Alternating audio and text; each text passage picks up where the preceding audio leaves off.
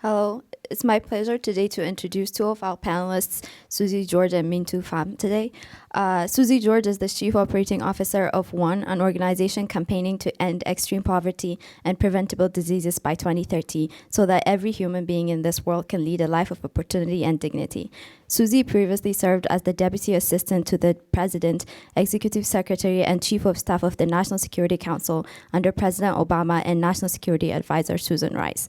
Before joining the NSC, Suzy served as a principal at the Albright Stonebridge Group LLC, an international strategic consulting firm, on the operations committee of the Albright Capital Management, and as a principal with the Albright Group LLC. Previously, she served as deputy chief of staff for the Department of State for Secretary Madeleine Albright. She also served as a special assistant and assistant counsel to Ambassador Albright, then the U.S. permanent representative to the United Nations. Prior to her government service, Suzy worked at the National Democratic Institute for International Affairs. Suzy's work has often overlapped with gender issues and policies, from working on the Beijing Women's Conference to working on diversity in the national security workforce, as well as starting this Albright Institute. Suzy holds a BA from Mount Holyoke College and a JD from George Washington University Law School. She is a board member of the National Security Education Board, National Security Action, and the National Democratic Institute for International Affairs. Also speaking with us today is Minh Thu Pham. Minh Thu Pham has most recently served as the Executive Director of Global Policy at the United Nations Foundation, where she led initiatives to tackle big global challenges, including working on peace and conflict, as well as helping to create and deliver sustainable development goals. Previously, she has served in the Executive Office of the Secretary General for Kofi Annan and Ban Ki-moon as Policy Advisor, and was the youngest professional in the Executive Office of the UN Secretary General Kofi Annan. Minh Thu has advised the UN Special Envoy for Malaria and the top international official in Bosnia, and worked for Save the Children and other organizations in Vietnam, United States, and my home country, Ethiopia. Minh Thu serves on the Advisory Council of the Woodrow Wilson School of Public and International Affairs at Princeton University, where she also taught international policymaking and received her MPA. She is a fellow of the Truman National Security Project and was a term member of the Council on Foreign Relations. She is currently focused on strengthening democracy all around the world, especially in the United States, developing innovative approaches to sustainable development. She received a BA in history from Duke University, came to the U.S. as a refugee from Vietnam, and currently lives in New York City with her husband and two daughters of ages 8 and 3. She's committed to helping make a better world for her daughters to ensure that they grow to be a strong, empowered, and self-assured women. Please join me in welcoming two of our speakers, Suzy George and Minh Thu Pham. Hello, my name is Nina. It's my pleasure to introduce to you both the moderator and the speaker, Ms. Patricia Sulser. She's a lawyer. She has been an independent international development consultant since June 2019. She was previously chief counsel in IFC International Finance Corporation's legal department and the global lead lawyer, and the member of the management team for IFC InfraVenture, an IFC internally managed fund dedicated to early stage infrastructure project development and sponsorship. Her primary practice has been global infrastructure and public-private partnerships. Prior to IFC, she was a lawyer with Sherman's and Sherling's New York, Hong Kong, and London offices, where she worked on some of the earliest renewable energy projects financings. She's committed to international development and the dual global goals of eliminating poverty and boosting shared prosperity. Her decades of experiences are synthesized to her book, Infrastructure PPPs in the Most Challenging Developing Countries, Closing the Gap. Patricia also has been a faculty advisor to the Albright Institute since its inception. She's a Wellesley graduate, 79, major in English literature. Please join me and welcome Patricia Sulser.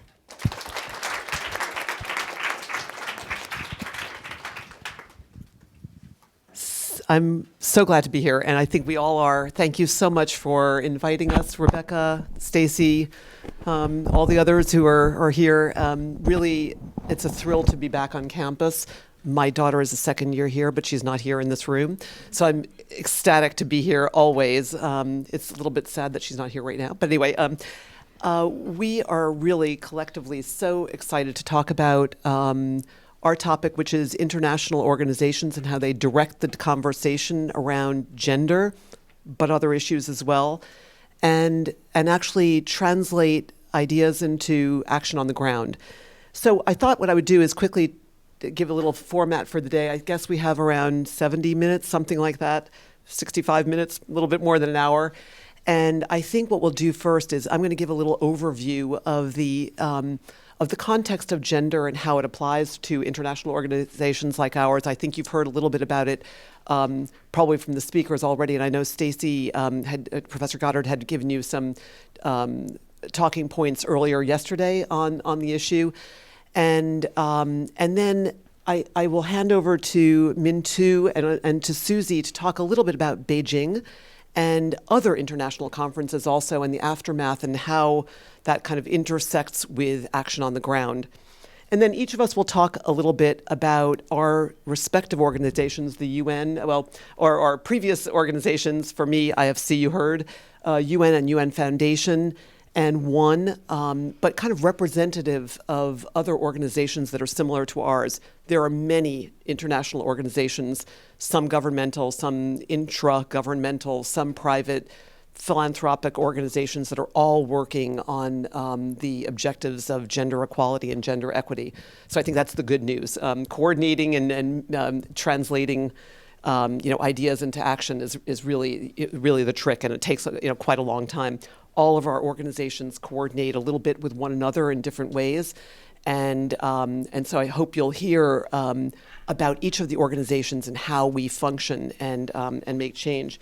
And then I had timings around all of this, but I think it'll be a little bit more fluid than that. And I do want to leave a lot of time for you to ask questions. It's going to be a little bit of a conversation here, but think of questions as we're going along. And I do want to make it interactive, especially at the end when there should be plenty of time for questions and answers. So setting the stage a little bit, I know you've heard a lot about women's rights or human rights are women's rights. And that really kind of resonates with me a lot, and I'm sure pretty much everybody in the room. Secretary Albright and Vice President Clinton have really brought that to the fore, and I think given it a lot of prominence, which is really important. And I want to talk about the dual aspects in my mind of that statement, that important statement. One is, what's the right thing to do morally? How should women and children be treated throughout the world? And we all know that gender equality and gender equity is important. It's the right thing morally to do, and I think that's pretty much accepted around the world, pretty much. It seems kind of fair and obvious, and there have been hard-won gains. So, for example, women's longevity, life expectancy has increased. Primary education among young girls has massively increased, even secondary education. Childhood marriages have declined. Gender-based violence have declined according to statistics that are pretty well accepted, I think. And yet we're not finished with the work. But I think we've known something else intuitively over the years, and 2015, where the Sustainable Development Goals were sort of announced and agreed, was a really watershed year in many respects, because it was through the Sustainable Development Goals, which kind of articulated some more concrete goals, that women's and gender equality and gender equity became something, or there was an articulation that gender equity also helps not just women, but entire societies, and it's a key development tool for development effectiveness. So, for example, the World Bank, where I work at the private sector part of the World Bank, and we'll talk a little bit more about that later. It's a key to our achieving some of our development goals to empower women in accordance with the Sustainable Development Goals, especially SDG 5, which talks about empowering women and children. I guess Minh Thu will talk a little bit more about that. So I think if you think about these two broad goals, one is, what's the right thing to do? How should women and children, especially young girls and people of different, less conventional gender identity be treated is really important, the right thing to do. but to think about it as a part of development effectiveness and the economic system is really important also. And I think in addition to lots of governments embracing the SDGs and international organizations, private companies, please remember private companies, they're critical to ensuring that there's gender equality and gender equity, and they are committed also to closing the gaps. So today you'll hear, as I said, about 3 different types of organizations, possibly representative of different kinds of organizations, and how they have each tailored these broad goals that are embraced through international organizations into their own organizations and those organizations' missions, and then tried to translate those high-level policies into action on the ground. As you listen to each of us speak, and I'm going to hand off to Minh Thu in a second, I'm going to give you a pretty long list, but I want you to be thinking about these issues as we talk about the different organizations, and as you go out into the world and consider different organizations you may want to work at, whether it's because you're committed to gender equality and gender equity or some other issue. And we all have organizations that are committed to many different cross-cutting issues in addition to gender, for example, renewable energy or environmental and social safeguards, integrity. So there's lots of different things that we're all trying to accomplish. But I'm going to try to quickly go through some of these things as you hear about the UN Foundation, ONE, IFC, the World Bank, other development finance institutions, other organizations. So first, listen for, as you hear each of us speak, who the stakeholders and members of these organizations are. They're not always the same. Even the World Bank and IFC have slightly different stakeholders. What's the stated mission of the organization, and does it have a track record of delivery? If it's new to the international development scene or the international organization scene, how do they gain expertise, authority to speak? How do they develop relationships with especially governments and build relationships of trust on a sustained basis? What's the governance structure of these organizations? How do they set policy internally? How do they come up with ideas, and then set policy internally and strategies and establish and develop specific targets for delivering on their strategies? How do they build consensus, as I say, internally, and especially around how do they develop and promote incentives for people within the organizations and externally to the targeted beneficiaries? What are the incentives for people to embrace a strategy of gender equality and gender equity? Some of these things seem like kind of obvious goals, but they're not necessarily embraced by everybody within organizations and externally. How do you promote those incentives internally? How do organizations like ours retain people with expertise? And who are those people? Are they political appointees? Are they people with expertise in chemistry? Or I saw your CVs. We were given the list of students. I'm thrilled with the diversity of the majors in the room and your areas of expertise already. Do the policy people within our organizations talk to the operational people? Sometimes there's a disconnect. How about how are policies operationalized and transformed into specific targets? My daughters and I were talking over the new year around New Year's resolutions. Everybody has New Year's resolutions, pretty much. And my younger daughter said, I've heard that they're supposed to, you can only do resolutions that are SMART. So specific, measurable, attainable, relevant, and time limited. So I've already blown several of mine. But anyway, but that's really important. As you think through these things, each organization, it's responding to its own governance structure and the targets that each of the individuals is committing to for their management and their governing body, but also to the external world. So think about those, the operationalization of those policies. And Suzy, I hope will be able to tell you a little bit more about the operational details on an organization that has evolved and is relatively new to the scene, not new. And another important thing to think about as you're thinking about each of our organizations and others is where do the financial resources come from to even set policy? Where do the people come from? And is that budget and those people, are they assured? Sometimes organizations are grant funded. Sometimes they raise, like my organization, raise money in the capital markets.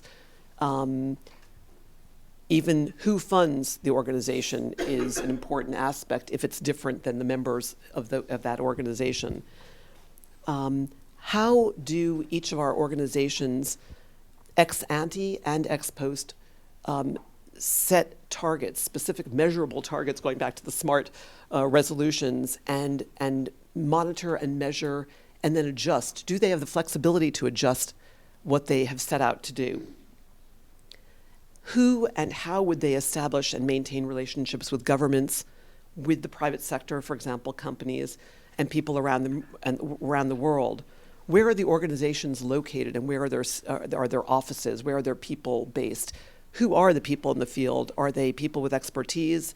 Are they people with relationships? And all of these things may be important, but they're just questions to ask yourself.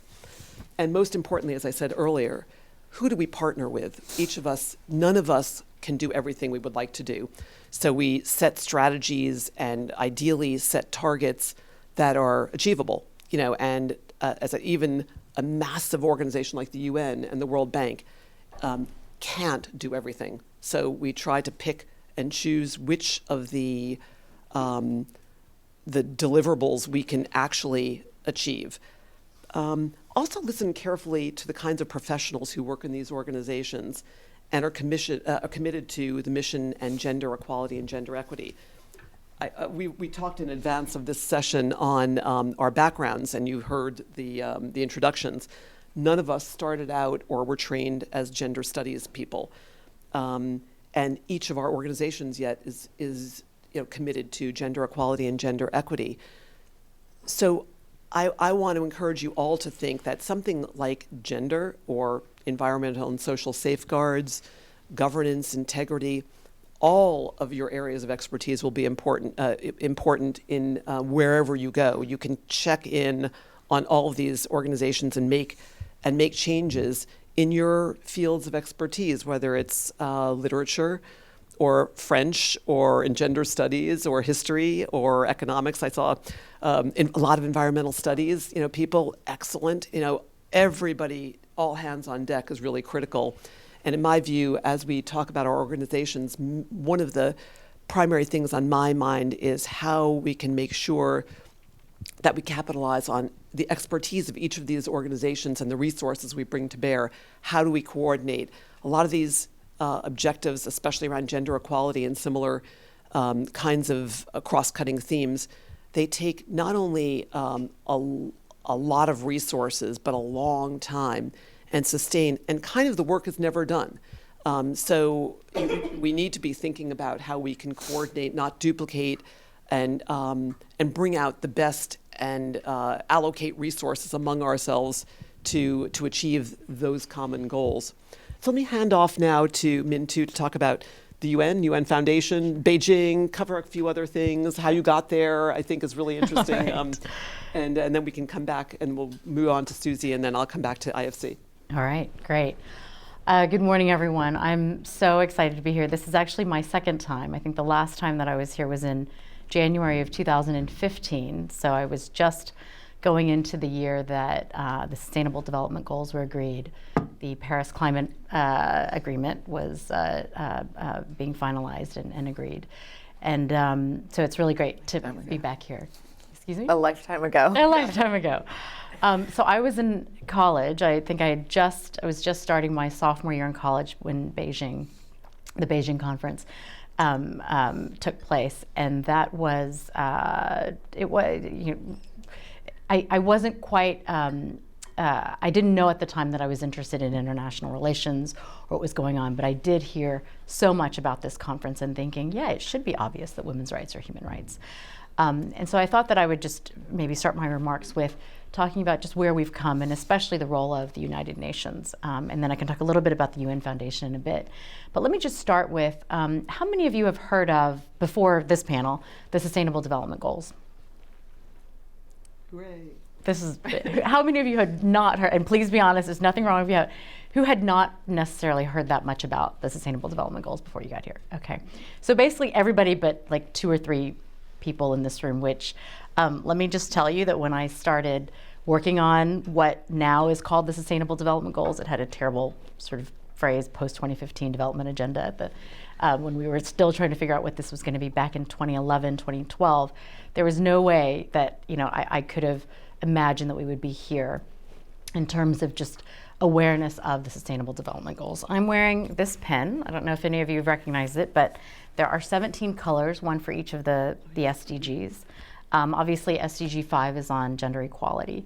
And I worked very closely with the UN since 2011, actually even before the UN sort of officially began to think about what would replace the Millennium Development Goals, which were agreed in 2000, so 5 years after Beijing.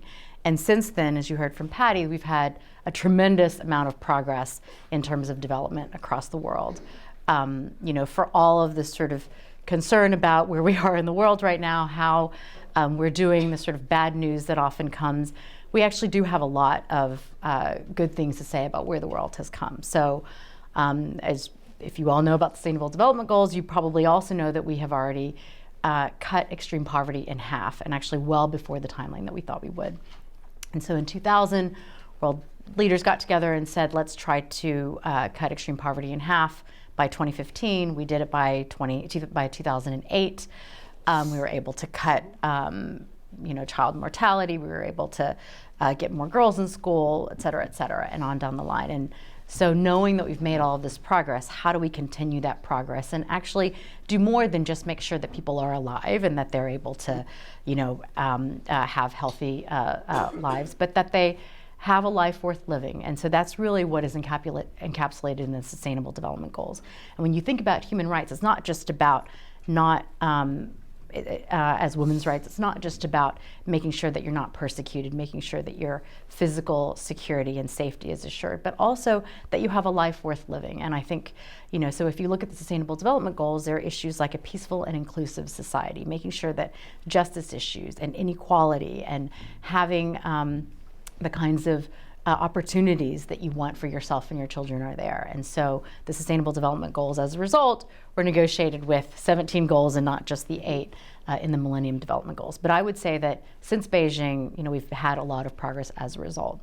Now, if you look at the sort of state of the world today, a lot of people may say, well, actually, maybe 2015 was the high water mark, and I think that's still an open question, right? I mean, obviously you can look at things in a short-sighted way and say, well, you know, there are certain countries, including the one that we're sitting in right now, that have decided to withdraw from the Paris Peace Agreement, Paris Climate Agreement, that have not upheld some of the things that we've said we would do on climate action, that have now, I mean, you know, we probably shouldn't go into this too much, but you know, that we have quite a crisis right now in the Middle East, and that a lot of our allies are not only not on board, but are quite concerned about the state of the world and security. So we may have backtracked, but I think the jury is still out. So the Sustainable Development Goals is a set of goals to be achieved by 2030, which, you know, we still have a decade. This is, as the UN says, a decade of delivery for trying to get there. And so if you look at the role of the UN, so this panel is supposed to be about international organizations and how they can create change. And I think one of the main ways that the UN helps to create change is, first of all, upholding norms and values. So if you look at the UN Charter, if you look at the Universal Declaration of Human Rights, this is actually the beginning of the 75th year, or birthday of the UN. I was just recently tweeting that it's not a great way to start the 75th birthday of the UN, and how we've and the developments recently over the last few days. But it is the 75th year of the UN, and upholding those norms and values that are entrenched in the Charter and in the Universal Declaration of Human Rights is one of the main roles of the UN, and that's, you know, the role of member states coming together, and when countries are negotiating and talking with one another about how they uphold those values, they're most likely not fighting. And I think what you've seen over the last couple of days is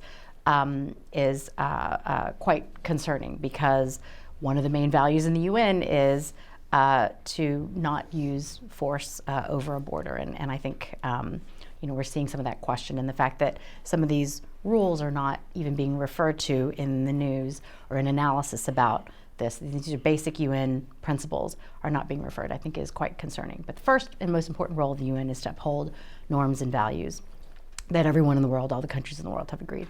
The second is to set an agenda. And by that, we mean determine what are the most important issues that world governments and people around the world should be thinking about and should be concerning themselves about, so that you can use that to sort of incentivize state behavior, incentivize change. And so when you look at the Sustainable Development Goals, another way to sort of refer to it is it's the 2030 Agenda, which is basically a set of goals and ambitions that the world has all agreed on.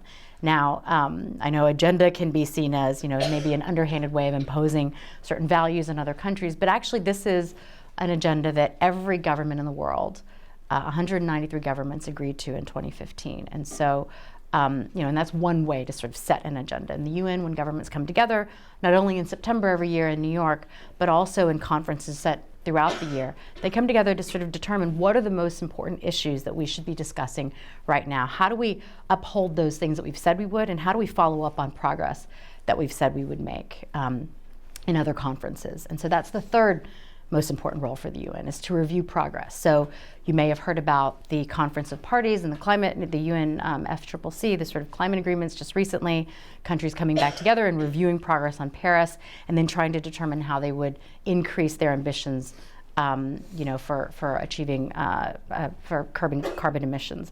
That is a process of reviewing progress. So countries make commitments in a conference one year, and then in the follow-up years, they then try to figure out how well are we doing, and they have to come, before the world stage and say, this is how well we think we're doing, and these are the things that we're going to do better.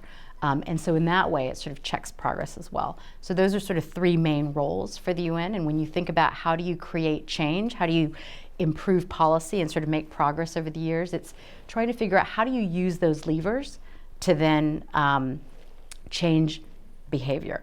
And I will say that there's this is really boiling it down, but there's in general two main ingredients, if you want to put it that way, for creating change and making progress. And one is getting the policies right. So what does the evidence say about what actually works? And this is why it's so important for you all to be studying and sort of learning about economics, statistics, environmental sciences, or whatever area that you're in, to really just sort of understand the analysis behind what are the policies, what are the sort of interventions, the regulations, the sort of laws, the policies that actually help make a situation better, that work. And then the second is politics. So no matter how much evidence we have, as we know from decades of research on climate, no matter how much evidence you have, if you don't have the politics on your side, if you don't have a sense of who's on your side, who's against you, how do you change hearts and minds to convince people to agree with you, to agree that these are the policies that are actually going to work, you're never going to get there.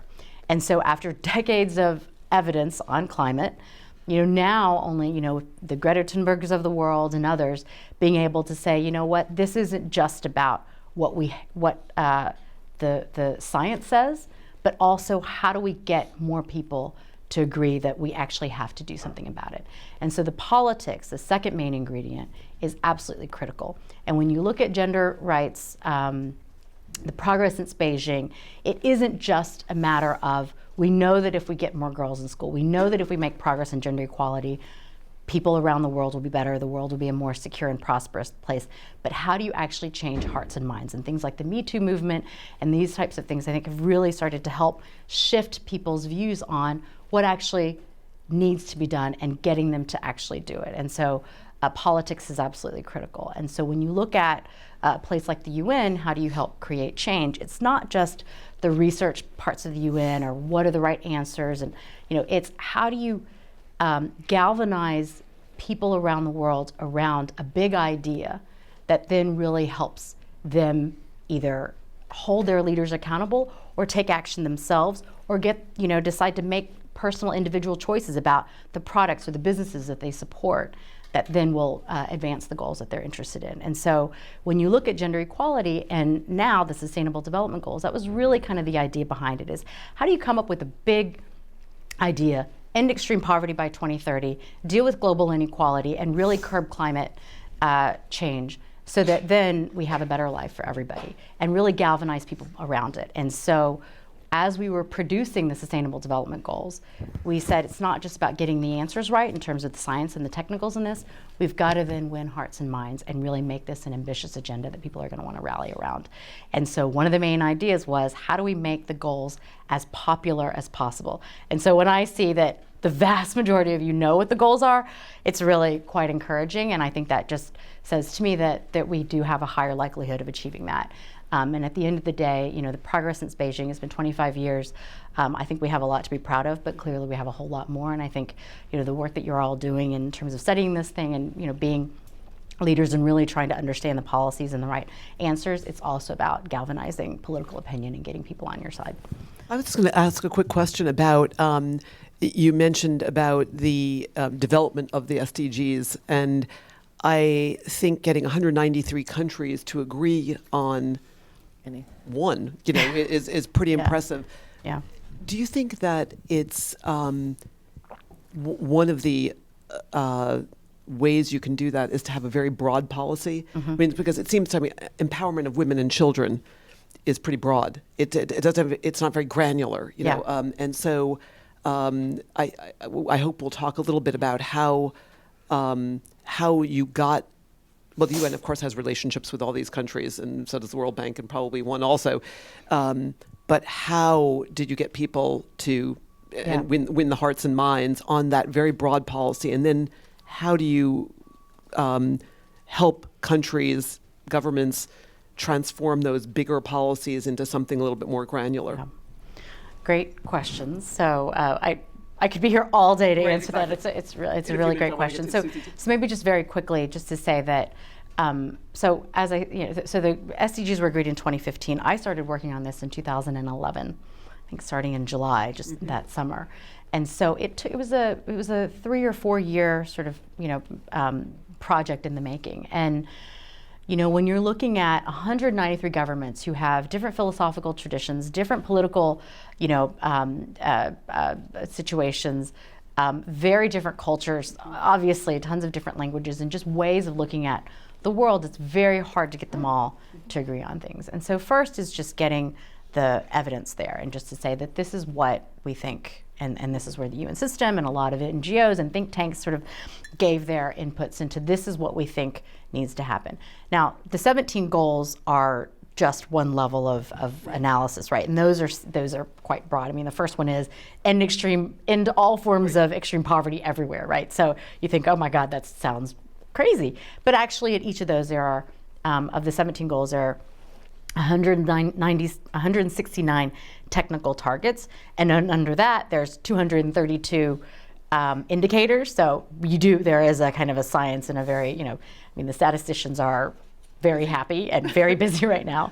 And by the way, data is critical to this, and one of the things that we called for in the SDGs was a data revolution, because we really can't do this unless we get down to that granular level. So there is that, but it's matched by the sort of bigger ambition that's going to excite people. But just to say, getting those countries around, I remember Goal 5, gender equality. There is a target in there on sexual and reproductive health and rights. And the idea that you could have, so reproductive health, okay, great, you don't want a woman to die in childbirth.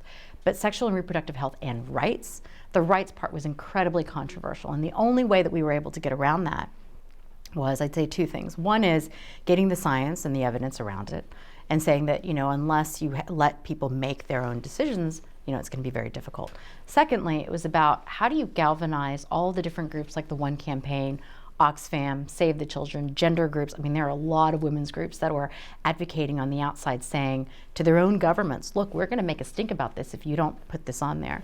But then also it's trying to find a way to get it in there where governments can agree. So you could say, well, we will still respect, obviously, national domestic laws and policies and traditions and that sort of thing. But this is what we're all kind of aiming for. And in the end, I mean, even countries like Saudi Arabia, goodness gracious, or Nigeria, or some of these countries that have quite conservative populations, were able to then get on board with it. Now, obviously, the challenge is just because you agree on to the words on a piece of paper doesn't mean you're actually going to implement that, and that's really the big challenge right now, is how do you get enough people, and why the politics in this is so important, to agree to it and sort of hold them accountable. But that's one of the ways, and I can talk a little bit about the UN Foundation's role, but I brought together in closed door settings ambassadors and negotiators in a room and said, here are the issues that you're not agreeing on, but here's what the experts say, and and if you don't sort of listen to that now, you've got people outside who are going to be ready to name and shame you. So let's try to find a solution that we can all agree on here. Thank you. Suzy, over to you. I don't know where to start.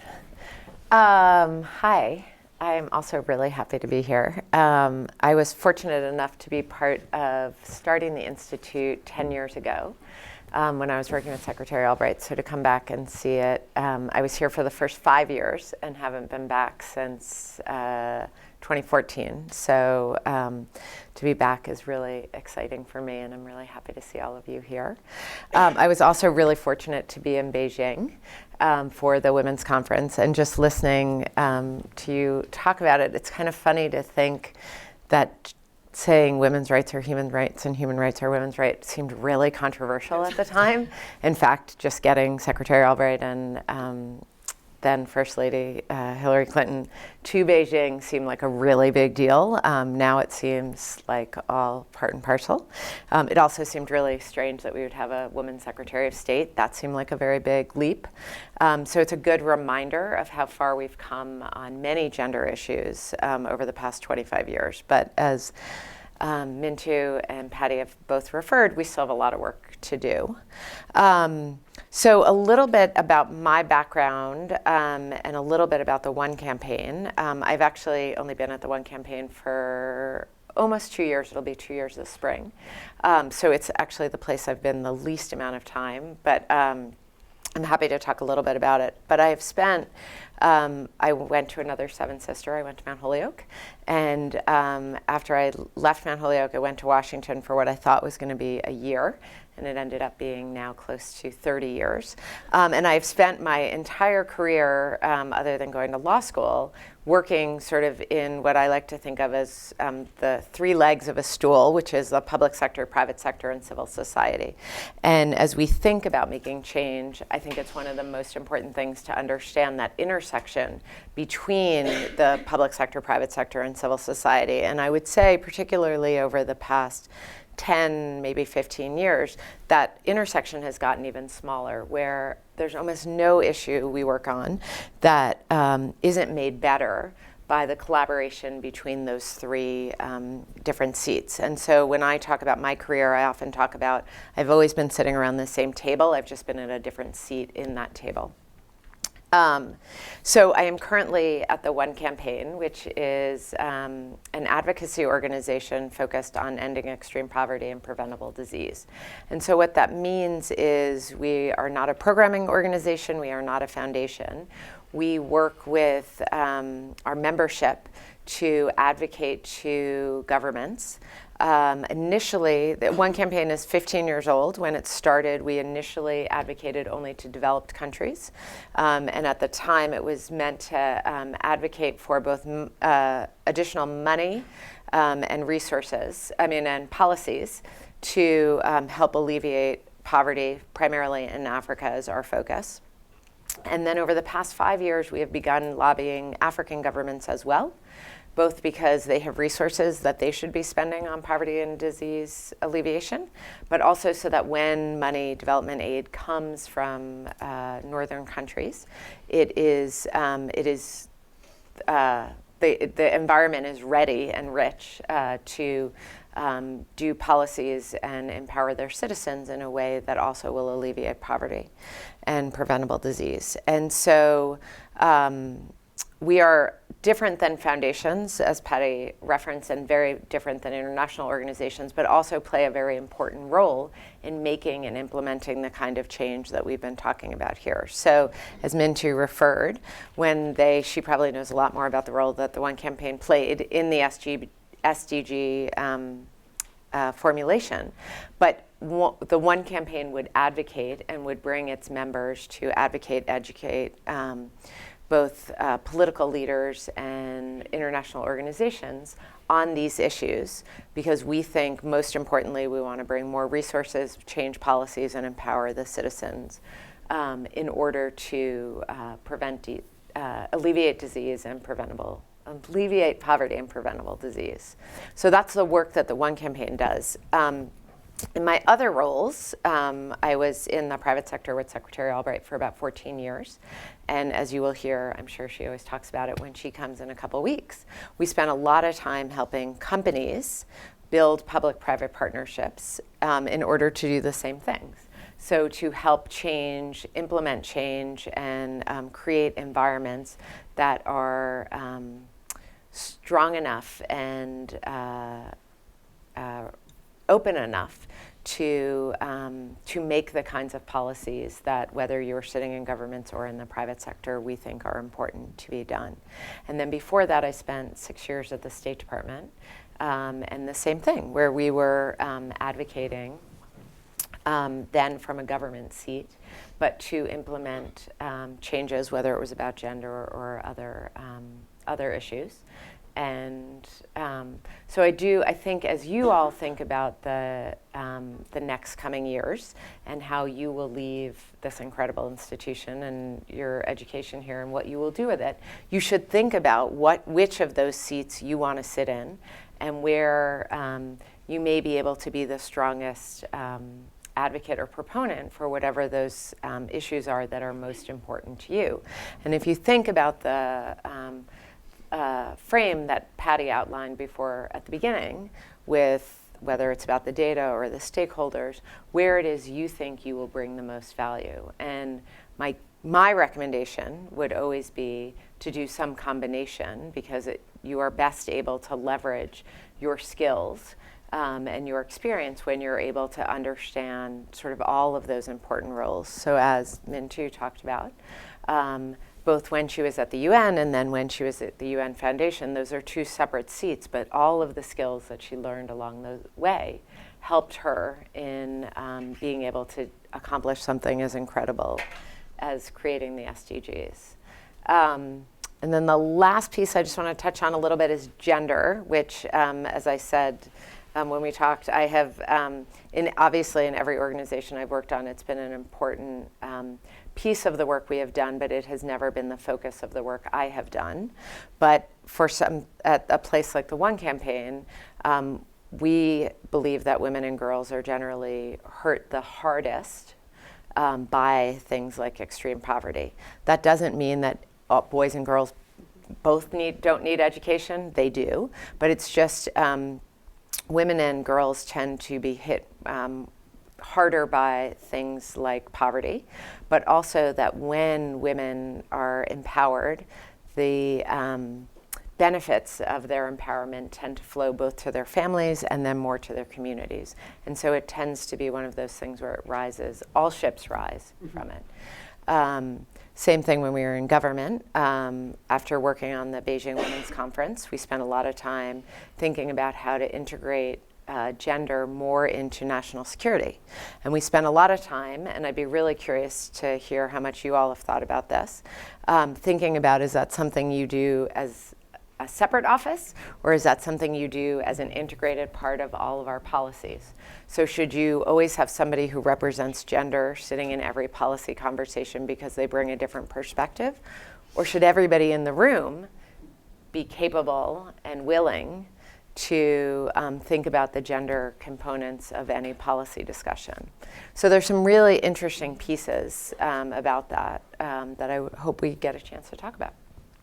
Suzy, just a quick question on one of the things that you and I talked about earlier was about how an organization can be operationally effective.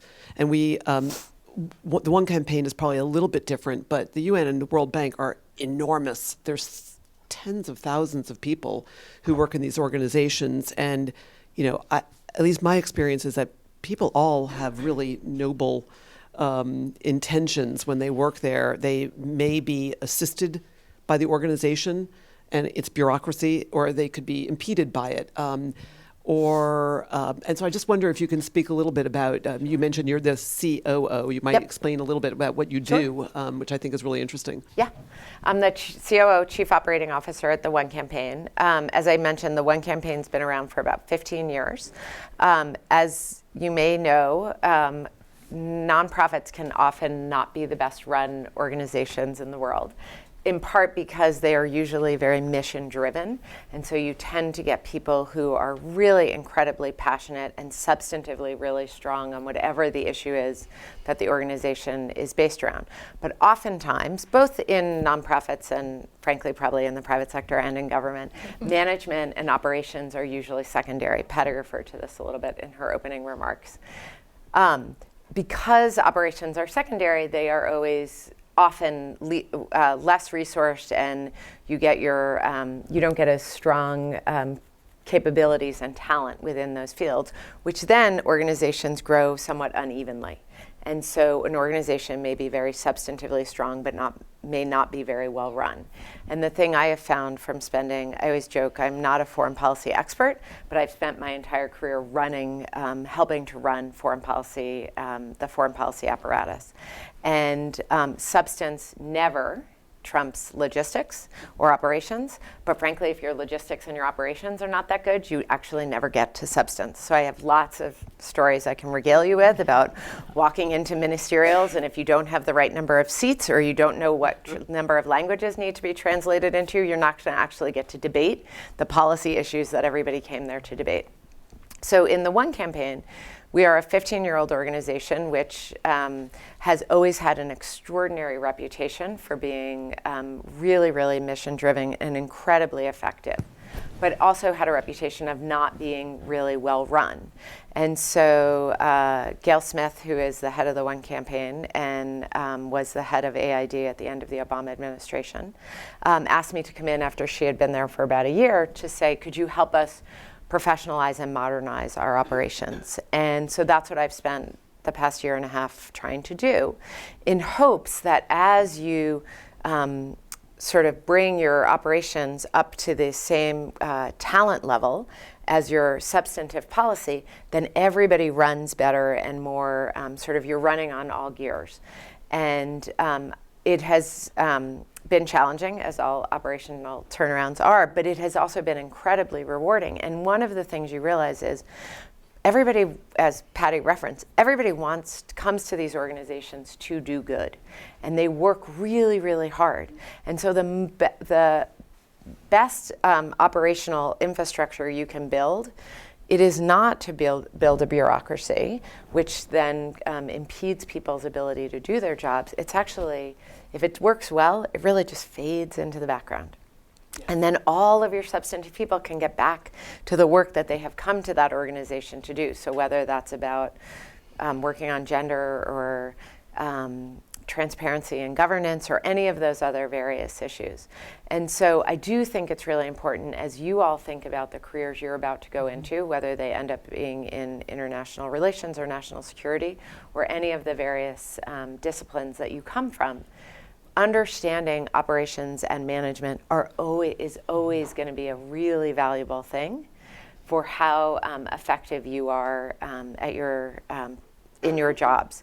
I was sitting next to a woman, I came up really early this morning, and I was sitting next to a woman on the plane who is has a doctorate in science and works at Johns Hopkins and has spent her whole life in a lab, her whole career in a lab. And she was coming up to MIT to do an executive MBA program because she said she realized that she could spend all day in the lab, but if she didn't actually understand sort of the business or the operations of how a lab runs or how to move her work through the scientific bureaucracy, she was never going to be as effective at it as, just going to the lab every day and just doing the technical science work. And so there's just this interesting marrying that I think you all should think about as you have this really rich opportunity to think both across disciplines during this neat 3-week period. Yeah. And it can be gratifying, as Suzy was saying, because you are in empowering, your colleagues who are substantive experts to deliver on the missions of their organizations. So let me take you probably all have heard about the World Bank Group, just like the UN, but I wanted to explain where IFC fits in the picture of gender equality and gender equity, but as one, you think of gender equity and as one of the many different objectives that an organization like the World Bank has: transparency, governance, environmental and social safeguards. These are all how to do impact investing. It's very popular now to do impact investing. So IFC is the private sector arm of the World Bank Group. You probably know a little bit about the World Bank Group. It's about 5 different organizations. One's committed to providing policy and advisory services to all of this has to do with developing countries. So the World Bank itself is divided into IBRD, International Bank for Reconstruction and Development, which gives policy advice and loans to countries that are developing countries, usually middle-income countries and some of the poorer countries, and IDA, which is International Development Association, which provides the same kinds of policy advice and loans to countries that are the very poorest countries. And those are usually loans on concessional terms, easier to repay, longer terms, and so on. And then there's ICSID, which is a dispute resolution body, and there's MIGA, political risk guarantee providers, which is critical for investment in countries. And there's IFC, which is the private sector part of the bank, which does provide policy advice. We have we have advisory services, and we have investment. And the investment can be loans. It's always to private companies, and advisory services both to governments as well as to private companies, often for a fee, sometimes not. But the critical thing about IFC is it's a bank. It does have several, it's so different than UN and the One Campaign and some other organizations. We have the general mission, like as part of the World Bank Group, to alleviate poverty and boost shared prosperity. But the main thing for our investment program is that it's profitable. And we're not like a commercial bank in the sense that we're not just going for profit. The only reason we exist is to make a development impact. So our primary focus is to have development impact, but we also need to be profitable so that we can pour more resources into other projects that fit within the general strategy. So it's a little bit different than it's certainly different than commercial banks, but it's different than some of the grant-based organizations. It's not a charity, and it is meant to be functioning as a bank. The gender issue, as I said, is one of many cross-cutting issues that the IFC tries to deliver on. And it does that in 2 big areas, I would say, just to break it down. I have pages and pages and over 30 years of working there, so I could probably, like talk for weeks on end about what IFC does and how it assesses itself and shifts on its agenda.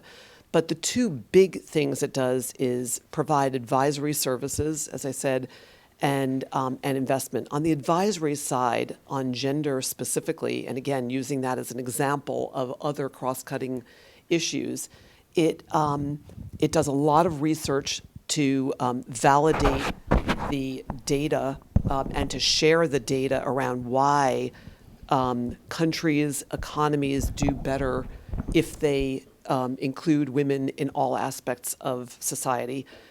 And it provides demonstration effect by investing in companies that try to diminish the gap between male and female workers.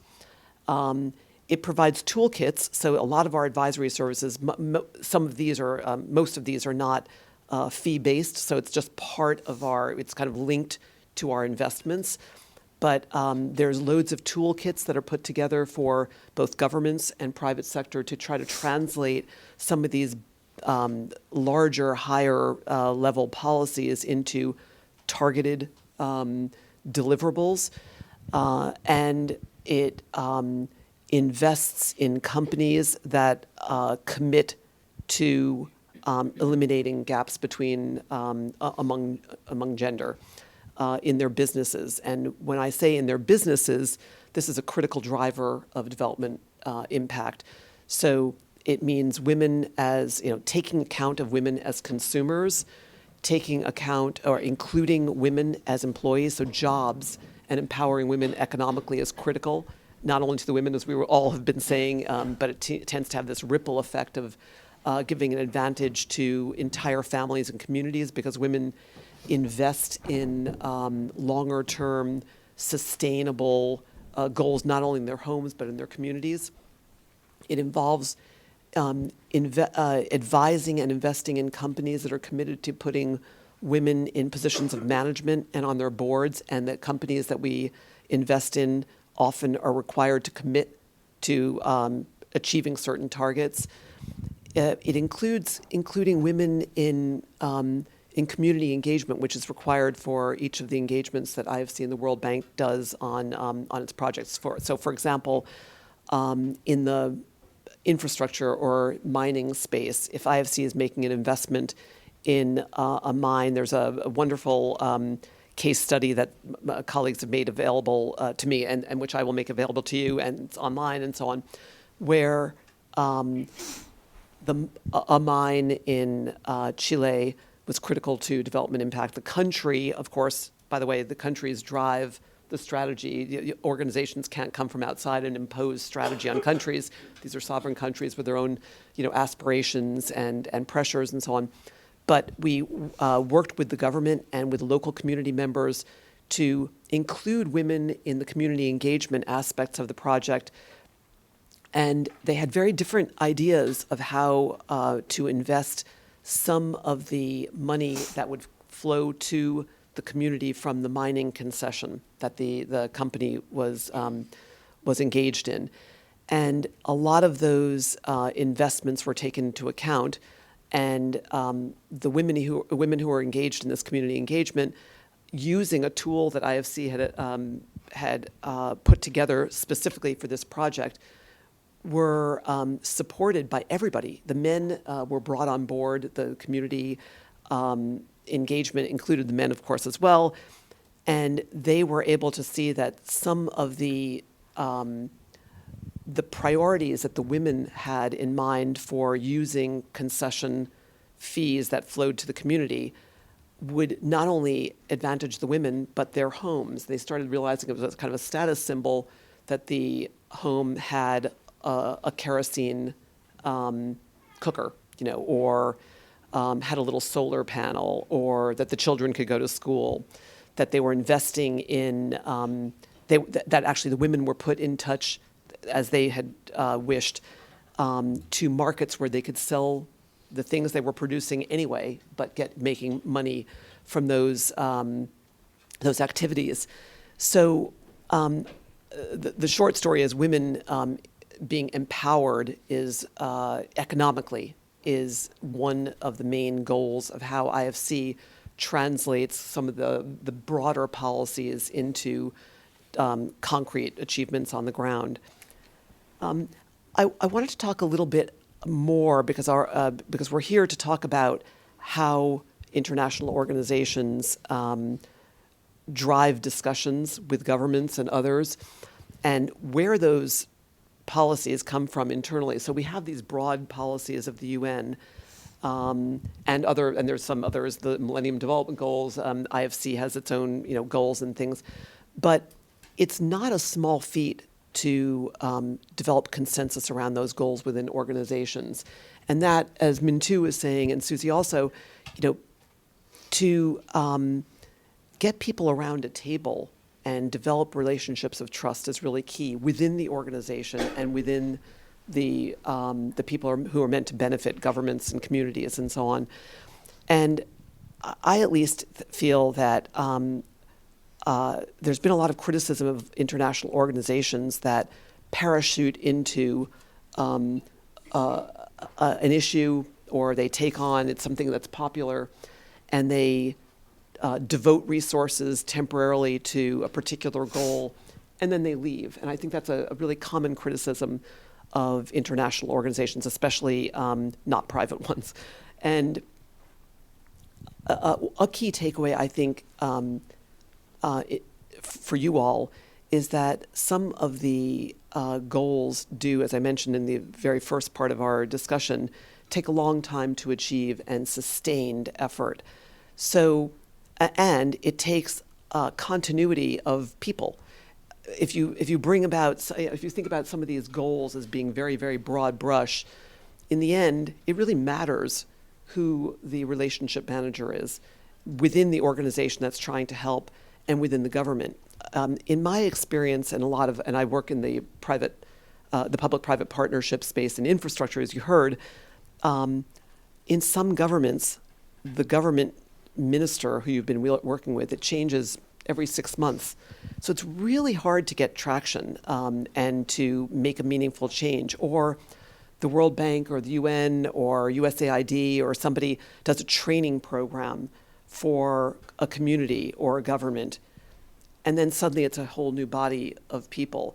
So I think it's really important to consider how organizations can stay on the ground, whether they're developing local communities who feel incentivized to make the changes that we are all committing to, and especially including men.